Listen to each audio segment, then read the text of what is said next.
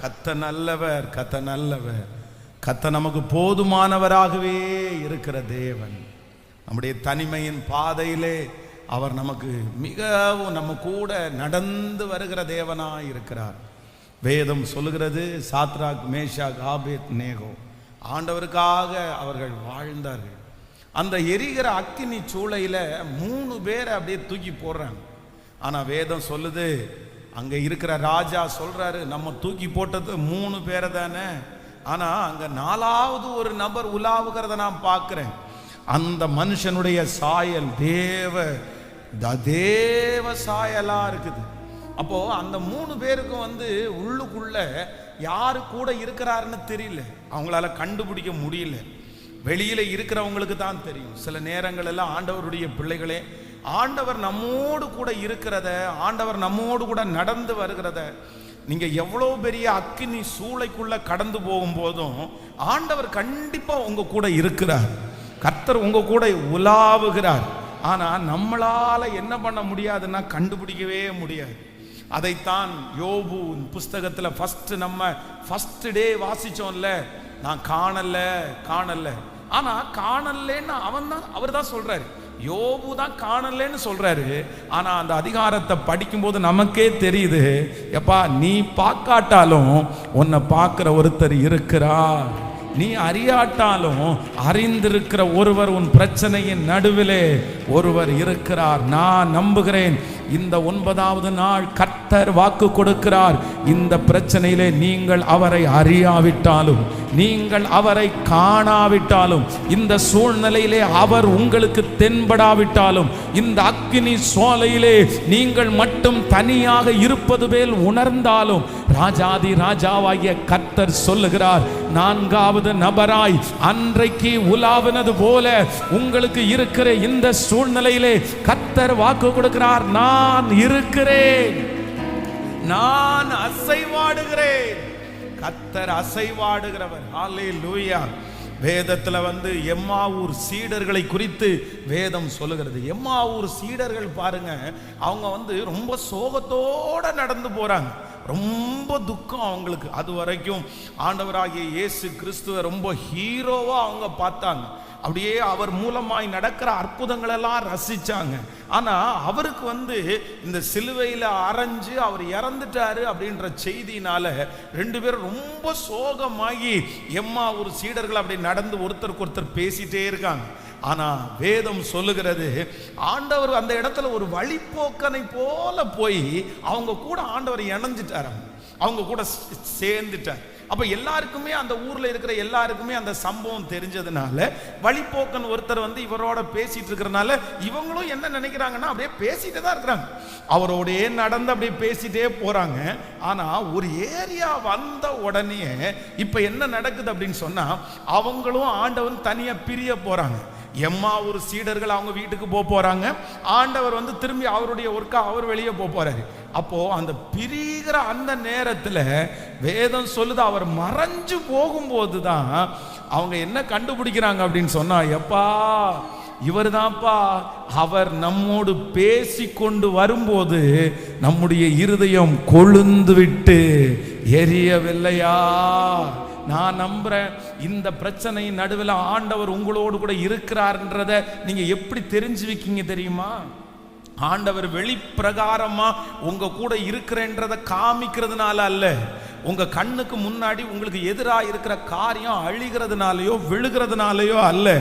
ஆனா நீங்க எப்படி உணர்வீங்கன்னா, ஆண்டவர் இந்த சூழ்நிலையில உங்க கூட இருக்கிறார் என்கிறதற்கு ஒரு மிகப்பெரிய ஒரு அர்த்தம் என்னன்னா, வசனம் பேசும்போது உங்க இருதயம் கொழுந்து விட்டு எரியுது, பைபிள் வாசிக்கும் போது உங்க இருதயம் கொழுந்து விட்டு எரியுது, உங்கள் ஜெபம் பண்ணும் போது உங்களை அறியாமலே ஒரு ஆறுதல் உங்களை தேடி வருது, ஒரு தைரியம் உங்களை தேடி வருது. யாருமே இப்படி இந்த பிரச்சனையில தைரியமா இருக்க முடியாது. ஆனா நீங்க இருக்கிறீங்கன்னா கர்த்தர் வாக்கு கொடுக்கிறார், நான் உன்னோடு கூட இருக்கிறேன். நம்புறவங்க கரங்களை முழு பலத்தோடு மேல தட்டி, நீர் என்னோடு கூட இருக்கிறதற்காக நன்றி.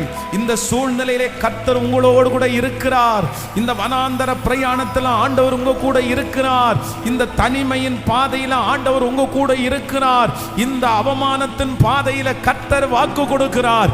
நீங்க மட்டும் தனியா இல்ல, நீங்க மட்டும் தனியா இல்ல. உங்களுக்கு கண்ணுக்கு தெரியாம ஒருத்தர் மறைஞ்சு உங்க கூட இந்த பிரச்சனையில வாக் பண்ணிட்டே வராரு. இந்த சூழ்நிலையில வாக் பண்ணிட்டே வராரு. நீங்க சீக்கிரமாய் அதை உணர போகிறீர்கள். ஹல்லேலூயா.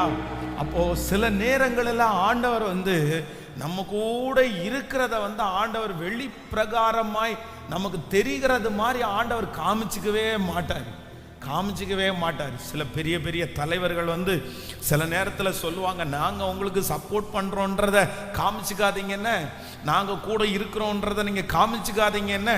எதையும் காமிச்சிக்க வேண்டாம், நீங்கள் அப்படியே நீங்கள் பாட்டுக்கு செய்யுங்க, நாங்கள் எங்கே பேசணுமோ பேசிடுறோம், எங்கே சொல்லணுமோ சொல்லிடுறோம் அப்படின்னு சொல்லுவாங்க. அது நமக்கு ஒரு பெரிய தைரியமாக இருக்கும். இன்றைக்கு ஆண்டவரும் உங்களையும் என்னையும் பார்த்து அப்படி தான் சொல்கிறாரு, உன் கூட நான் இருக்கிறேன், இந்த பிரச்சனையில் உன் கூட இருக்கிறேன். நீ வேற யாருக்கும் ஷேர் பண்ண வேண்டிய அவசியம் இல்லை. உங்க மனசுக்குள்ள நீங்க தைரியப்பட்டா போதும்.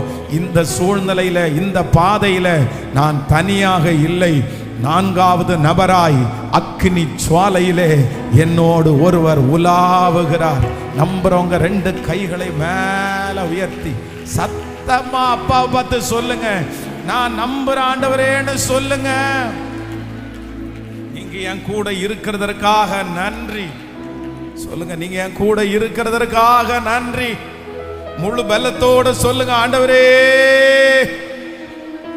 நீர் என்னோடு கூட இருக்கிறதற்காக நன்றி.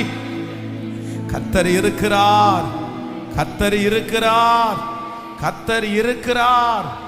ஏற்ற சமயத்தில் ஆண்டவர் அந்த அற்புதத்தை செய்கிறார். சிங்க கெபியிலே வேதம் சொல்லுது, தானியேலை சிங்க கெபியில போடுங்கும் போது அப்படியே போட அந்த ஒருவேளை அந்த கெபியை எட்டி பார்த்துருக்கலாம் யாராவது ஒருத்தர். அந்த கெபியை எட்டி பார்க்கும்போது உள்ளே இருக்கிற சிங்கம் சத்தம் போட்டிருக்கலாம். அவங்க வெளியில இருக்கிறவங்க எல்லாம் போனாண்டா, முடிஞ்சாண்டா, அவ்வளவுதான், தீத்து கட்டிட்டோண்டா அப்படின்னு. ஏன்னா சிங்கத்தினுடைய வாய ஆண்டவர் கட்டினான். ஆனா வெளிப்பிரகாரமா அந்த கட்டு நிறைய பேருக்கு தெரியாது. நீங்க எத்தனை பேர் கிராமத்துல நாய் வளர்த்துருக்கீங்கன்னு தெரியல. அந்த நாய் கிராமத்துல வளர்த்துறவங்களுக்கு தெரியும். சில நாய் நமக்கு இந்த யாராவது ஒருத்தர் அது என்னமோ பண்ணுவாங்க, அவங்க வாயை கட்டி போடுறது மாதிரி ஏதோ ஒன்று. அது பார்த்தீங்கன்னா எதுவுமே சாப்பிடாது. அந்த நாய் எதுவுமே சாப்பிடாது. வாய் அமைதியா கத்தாது, கூச்சலிடாது. ஆனா அது வாய் கட்டப்பட்டது. நான் அதை ஃபீல் பண்ணியிருக்கிறேன்.